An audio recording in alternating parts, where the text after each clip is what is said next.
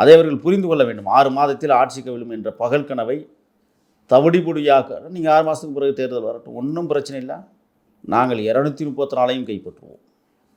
இருக்கிற இடம் தெரியாமல் அழிச்சிருவோம். நாங்கள் மமதையில் இருந்தீங்களா? நான் கேட்குறேன், உண்மையான வெற்றியை திமுக பெற்றிருக்கிறதா? ஓட்டுக்கு 2000 கொடுத்து வாக்கு வங்கியை நிலைநிறுத்தி இருக்கிறீர்கள். என்ன டெபாசிட் காலி அத்தனை தொகுதியில் எங்கள் மாதிரி நீங்கள் நின்றுருந்தீங்கன்னா, ஓட்டுக்கு காசு இல்லை, கொண்டி கொண்டி மோத தயாரா? வாக்காளர்களுக்கு காசு கொடுக்க மாட்டோம் என்று கம்பீரமாக சொல்லிவிட்டு களத்திற்கு வர தயாரா முதலமைச்சர் முன்னாள் மு.க. ஸ்டாலின் அவர்கள்? சொல்லுங்க பார்ப்போம், கேட்டு சொல்லுங்க.